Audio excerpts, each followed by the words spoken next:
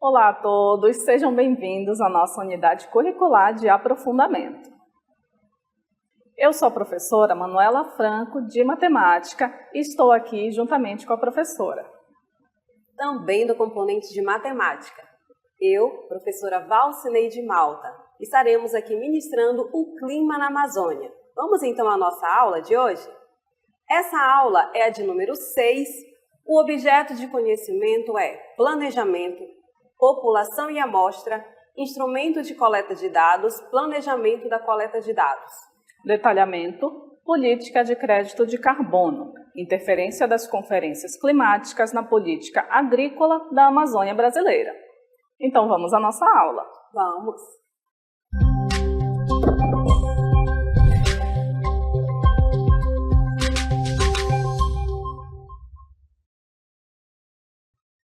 Olá, olá! A nossa unidade curricular de aprofundamento é o clima na Amazônia. E se estamos falando de clima, professora Manuela, é essencial também falarmos o quê? Sobre as mudanças climáticas, porque isso tem afetado não só a região amazônica, mas também todo o continente, assim como todo o nosso planeta. Então nós vamos aqui tratar sobre algumas conferências mundiais, tá? Que foram aí essenciais, foram fundamentais ao longo da história para que pudéssemos tomar atitudes para reverter ou também amenizar os efeitos dessas mudanças climáticas. E nós vamos voltar muito tempo atrás. Nós vamos para o ano de 1972, não é, professora Manuela? Vamos lá ver o que aconteceu nesse ano. Em 1972, tivemos a Conferência de Estocolmo, a primeira das grandes conferências ambientais da história, e foi realizada em 72 em Estocolmo e chamada de Conferência das Nações Unidas sobre Meio Ambiente e Desenvolvimento Sustentável. Desde então, o dia 5 de junho é também conhecido como Dia Mundial do Meio Ambiente e passou a ser comemorado para marcar o primeiro dia desse evento. E o que aconteceu nesse evento? Vamos ver agora. A Declaração de Estocolmo estabeleceu 26 princípios sobre o desenvolvimento e meio ambiente, dando início a uma série de conferências ambientais em que os países reconhecem sua responsabilidade com a sustentabilidade.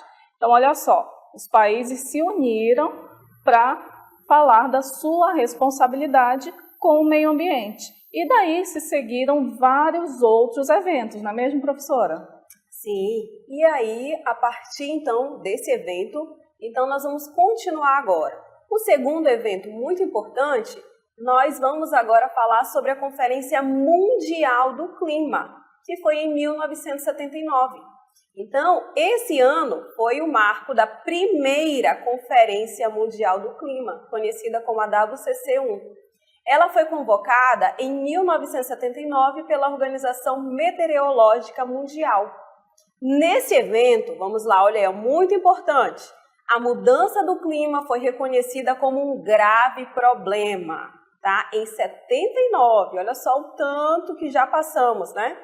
Então, aí, continuando, o que aconteceu mais aí nesse evento? Esse evento ele foi realizado em Genebra, na Suíça, e previu a formação do Programa Mundial do Clima, do Programa Mundial de Pesquisa do Clima, além de ter colaborado para tornar possível, anos mais tarde, o estabelecimento do painel intergovernamental sobre mudanças climáticas, o famoso IPCC, que foi em 88. Então, atenção aí, em 88, nessa data, houve então um consenso, tá? Um consenso para neutralizar as emissões de gases causadores do efeito estufa. Então, esse evento foi um marco aí para começar uma política de redução aí dos gases causadores do efeito estufa. Certo, professora Manuela? Exatamente. Então, vejam que desde essa época já foram trabalhadas essas questões. E para a gente lembrar um pouquinho agora, vamos ver um vídeo sobre o efeito estufa? Olá, tudo bem com vocês? Eu sou a professora Yara, professora de Química, e a gente vai conversar um pouquinho sobre o efeito estufa. O efeito estufa ele é um fenômeno natural e essencial para a existência da vida na Terra. Porém, a ação humana acaba agravando esse efeito. A gente vai conhecer um pouquinho melhor como é o funcionamento do efeito estufa. Observa só a imagem. O Sol emite calor à Terra. Parte desse calor é absorvida pela superfície terrestre e também pelos oceanos, e outra parte é devolvida ao espaço. Porém, uma parte dessa radiação solar fica retida na superfície da atmosfera em decorrência da presença dos gases do efeito estufa, como você pode observar na imagem, que impedem que esse calor seja devolvido ao espaço. Agora que a gente já conhece aí um pouquinho sobre esses gases do efeito estufa, agora a gente vai entender melhor o funcionamento de cada um desses. O dióxido de carbono, o gás metano, o óxido nitroso e, por último, o vapor de água. Vamos começar aí com o primeiro, que é o dióxido de carbono, tá? Que é o gás de maior abundância na atmosfera. A queima de combustíveis fósseis é uma das principais atividades responsáveis por emitir esse gás na atmosfera, e desde a era industrial, a quantidade de dióxido de carbono na atmosfera aumentou cerca de 35%. Vamos para o segundo, ele é o gás metano. Ele é o segundo gás que mais contribui para o aumento das temperaturas globais, com potência de 21 vezes maior que o dióxido de carbono. Aproximadamente 60% da emissão de metano provém da ação humana, como é o caso dos lixões e também dos aterros sanitários. Além disso, ele é eliminado por meio da digestão de ruminantes. Agora vamos para o terceiro, que é o óxido nitroso, que tem essa fórmula aqui que você está observando. Ele pode ser emitido à atmosfera por meio de bactérias no solo e também no oceano. As atividades agrícolas, como o uso de fertilizantes nitrogenados, também são fontes desse gás. O óxido nitroso pode colaborar cerca de 298 vezes mais que o dióxido de carbono para o aumento das temperaturas, ou seja, para o aquecimento global. E o último é o vapor de água, bastante presente na atmosfera, é responsável por mais da metade do efeito estufa. O vapor de água capta o calor irradiado pela superfície terrestre, distribuindo para todas as direções e aquecendo a superfície. Espero que vocês tenham compreendido um pouquinho mais sobre o efeito estufa. Até uma próxima oportunidade. Ok, muito obrigada, professora Yara. Então, agora que nós aí sabemos um pouco mais sobre o efeito estufa, o que isso traz, e como ele é gerado, nós vamos então agora continuar a nossa linha do tempo. Porque já que eles reconheceram ali que deve ser feito então algo para que a gente amenize ou neutralize as emissões dos gases causadores de efeito estufa, nós temos aí outros eventos muito importantes. Por isso que nós trouxemos aqui o símbolo da ONU, porque nós vamos agora falar desse evento que foi no Rio de Janeiro. Qual foi esse evento, professora Amanda? Vamos ver aqui na nossa cartela. Crédito de carbono. Os eventos foram a Eco 92 ou Rio 92. Essa conferência, chamada de Eco 92 ou Rio 92, ela foi a primeira conferência das Nações Unidas sobre o Meio Ambiente e Desenvolvimento realizada no Rio de Janeiro, no ano de 1992. Essa conferência contou com a presença de 178 chefes de governo e foi marcada pelo fortalecimento da atuação de representantes da sociedade civil, da efetiva participação das ONGs e de movimentos sociais no Fórum Global. Então, vejam só, tivemos a presença de 178 chefes de governo. Então, olha só a grandeza desse evento e a importância, como a professora Valcineide falou, essa emissão de gases do efeito estufa, ela afeta o mundo todo. Então, nada mais necessário do que os países se unirem para poder combater esse efeito, para poder manter saudável o nosso planeta Terra. Em seguida, nós tivemos mais um evento, vamos ver aqui qual é, que é o Protocolo de Quioto, professora? Isso, então, já foi gerado aí uma solução, que é o crédito de carbono. Então, vamos passar aqui pelos eventos que vão trazer aí esse evento, como funciona essa solução para as mudanças climáticas. Então, vamos lá. O Protocolo de Kyoto, ele é um tratado internacional ambiental de 97, com compromissos mais rígidos para a redução da emissão dos gases que produzem o efeito estufa. O Protocolo de Kyoto foi um marco na proteção climática, porque ele introduziu, olha só, o comércio de carbono e orientou para o uso de energias renováveis, não é, professora Manuela? Tanto que nós aí aprendemos nos outros componentes, nas outras disciplinas, sobre energias renováveis, e agora nós estamos trabalhando aqui também o crédito de carbono, que também é um objeto de conhecimento da disciplina, né, do componente de geografia, e nós estamos trabalhando aqui em matemática também no clima da Amazônia.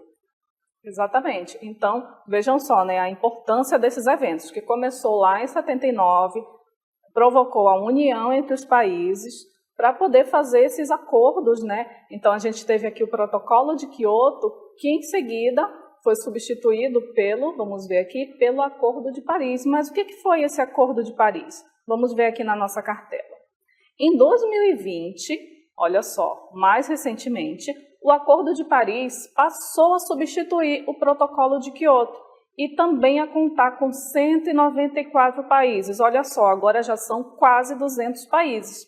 O Brasil assinou esse acordo em 2015, tendo como meta a redução de suas emissões de gases do efeito estufa em até 37%, em relação aos níveis de emissão de 2005 até 2025.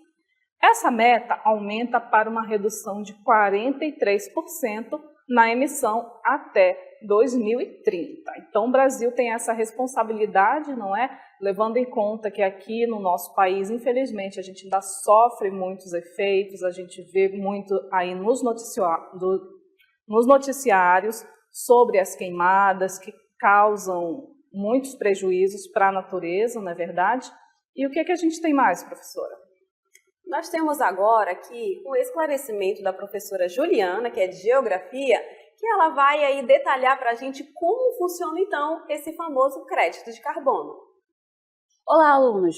Eu sou a professora Juliana e vamos conversar um pouquinho sobre o crédito de carbono ou a redução certificada das emissões, que são certificados emitidos para as pessoas, empresas ou até mesmo governos que conseguiram reduzir a sua emissão dos gases do efeito estufa.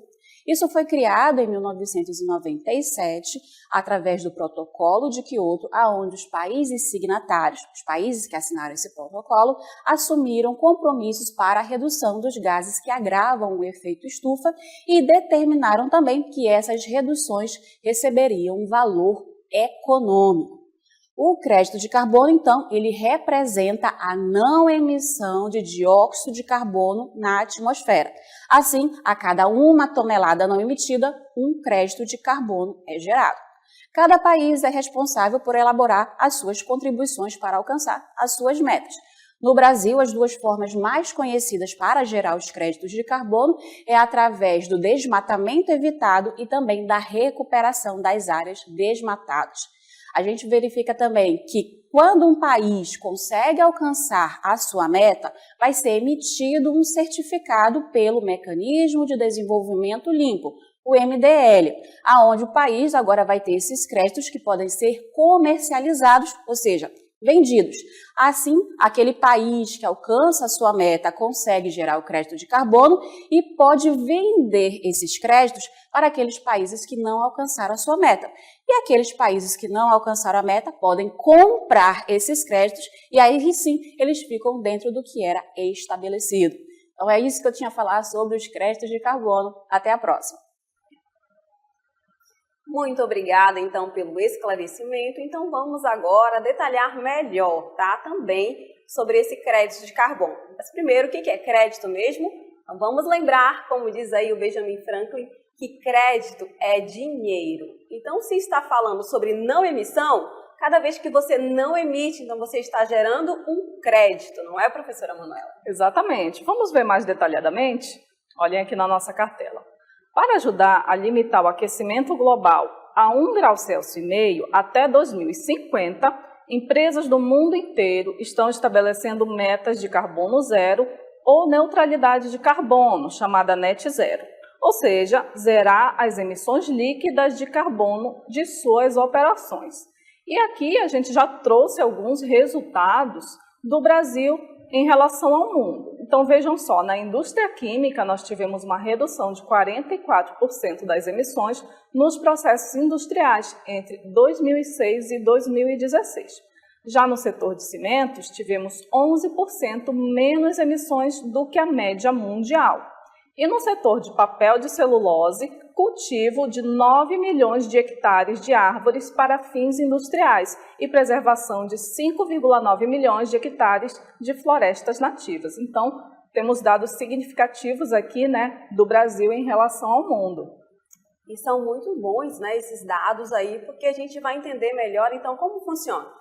Já que está sendo feita essa redução, essa não emissão, no caso, então como funciona isso? Já que crédito é dinheiro, então vamos aqui à nossa próxima imagem. Então quer dizer que não liberar aí o gás carbônico ou os gases causadores desse efeito estufa geram um crédito. Mas como que isso funciona para trazer o valor em dólar, em real ou em qualquer outra moeda, professora Manuela? Como é que isso exatamente funciona? Então vamos ver quanto que vale realmente esse crédito de carbono. Acompanhem com a gente na cartela. Entendendo melhor aqui o crédito de carbono, cada tonelada de CO2 que deixa de ser emitida equivale a um crédito de carbono. Então guardem essa informação. Uma tonelada equivale a um crédito de carbono.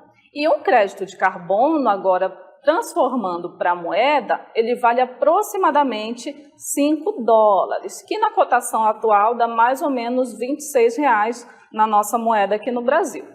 O preço médio no mundo é de 37 dólares. Então, olha só, é um preço bem alto comparado aqui com o valor no Brasil.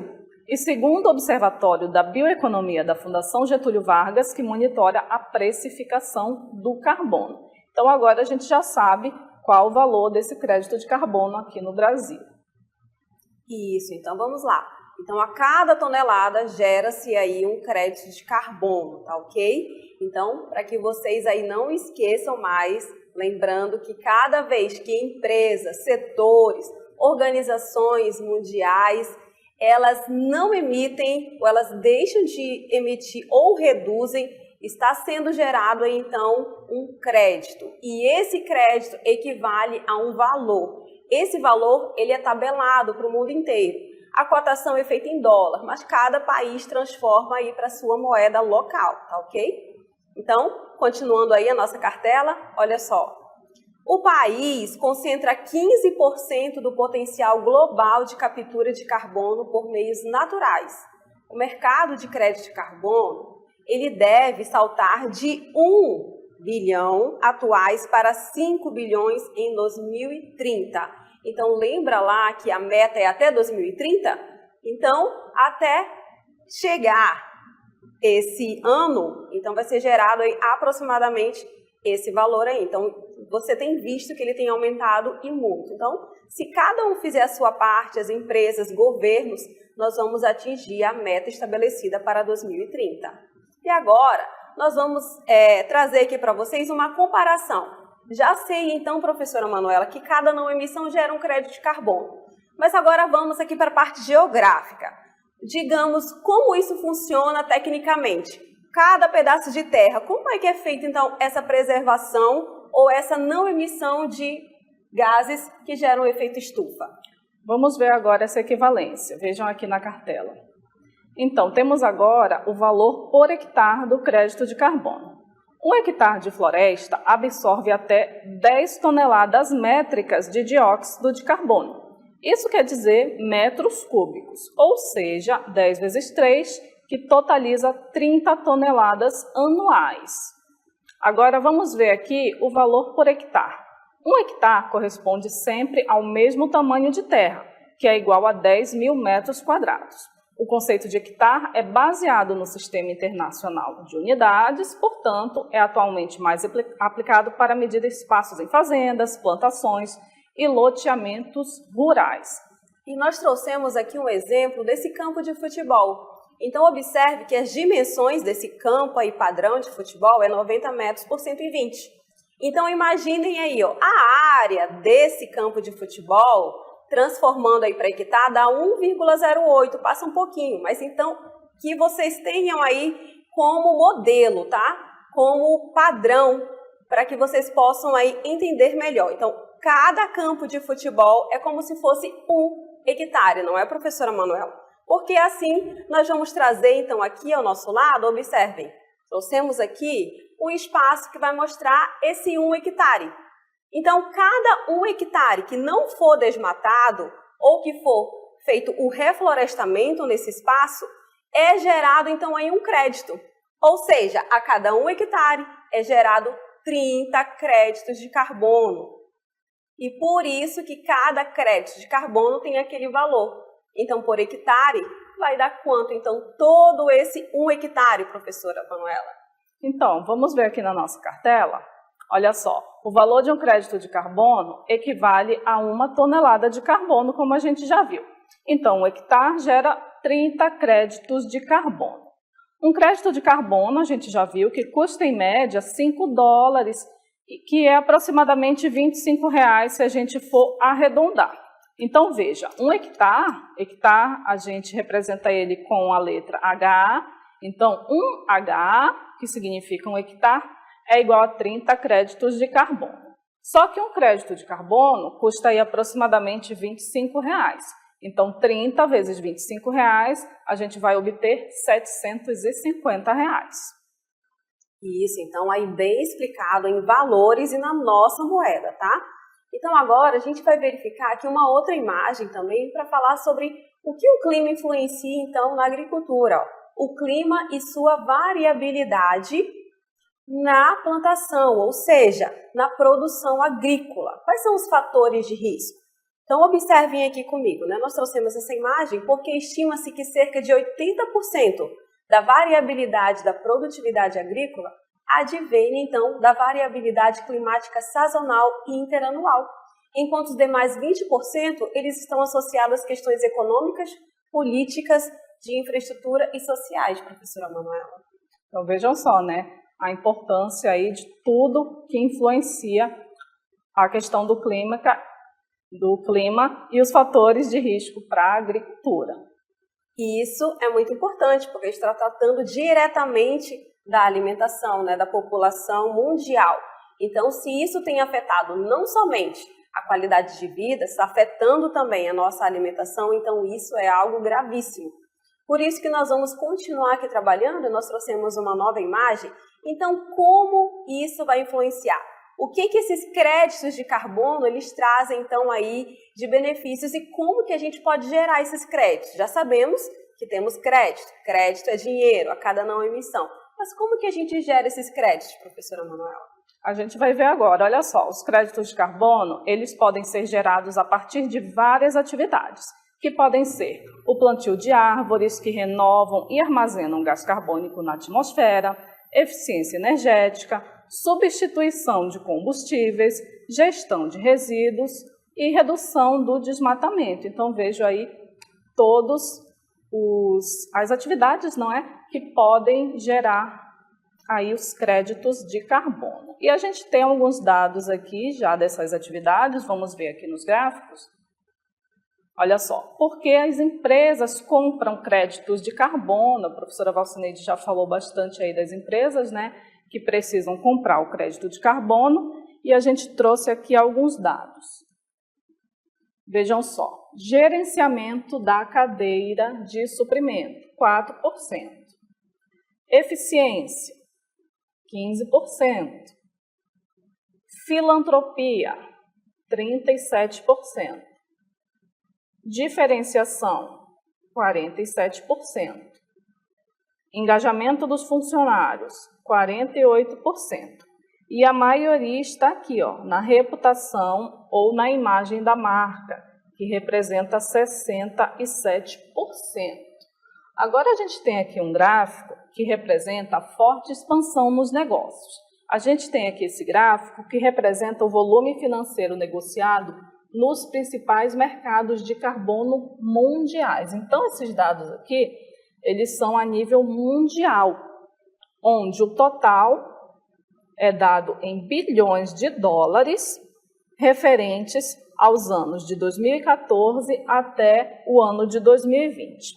Então, vejam só, o volume financeiro negociado em 2014 foi de 44,3 bilhões de dólares. Já é um valor bem alto, não é? Só que em 2015 ele reduziu para 33,6 bilhões de dólares. Em 2016 reduziu ainda mais para 24,6 bilhões. Em 2017 aumentou um pouquinho para 25,5 e de 2017 para 2018 teve um salto enorme, de 25,5 para 110,3 bilhões de dólares, o maior valor até então. Só que esse volume financeiro ele continuou crescendo. De 2018 para 2019, ele foi para 155,8 bilhões e de 2019 para 2020, ele teve um salto bem maior também, de mais de 100 bilhões de dólares. Ele chegou a 258,64 bilhões de dólares, repetindo isso a nível mundial. Isso, muito bem. A nível mundial, nós temos aí esse gráfico e agora nós vamos ver aqui a nível nacional, os créditos de carbono aqui então no nosso Brasil. Observem a nossa cartela. Emissões no mercado voluntário do Brasil em milhões. Então nós temos aqui a legenda, porque a cor cinza significa então aí as emissões no mercado, né, do Brasil, nessa área aqui, ó, gestão de resíduos. Então nós temos aí a cor cinza e vocês podem observar que isso só começou a partir aqui, ó, de 2012, que ele começou a aparecer. Nós temos aqui no eixo horizontal, nós temos os anos de 2009 até 2021. E aqui no eixo vertical, os valores em milhões, tá ok? Então estão representados aqui em cinza a gestão de resíduos, aqui em amarelo a energia e em verde essa sigla que está em inglês, mas ela significa agricultura, florestas e uso do solo, tá? Então observe que lá em 2009, o que gerava aí as emissões no mercado voluntário do Brasil era apenas energia. E isso ficou até 2011, desculpa. Então, vocês verificam que de 2009 para 2011 houve uma redução. Mas a partir de 2012 houve um aumento significativo e começou então aí a entrar outros fatores, como nós temos aí a gestão de resíduos e agricultura, florestas e uso do solo, que foi a maior parte. Como vocês podem ver na coluna, nós temos aí que a cor verde é a mais representativa, certo? E continuando aí, houve queda e começou a aumentar novamente de forma significativa lá em 2020 e o último aqui representado foi em 2021. Observem que houve um salto, né? Um salto significativo aí de 2019 para 2021. Tá? Apenas 2 anos e nesses 2 anos aumentou e muito. E aí nós temos os 3 tipos de emissões no mercado voluntário, que são a gestão de resíduo, a energia e a agricultura, florestas e uso do solo. Então observem aí que estamos aí também acompanhando o nível mundial, porque no nível mundial houve um aumento, né, nos últimos anos, e aqui também a nível nacional também houve um aumento nos últimos anos. Certo, professora Manuela? Muito bem, então vocês viram aí os gráficos, né, tanto a nível mundial quanto a nível nacional, e essa foi a nossa aula sobre créditos de carbono. Agradecemos então a sua atenção e participação. Até a próxima!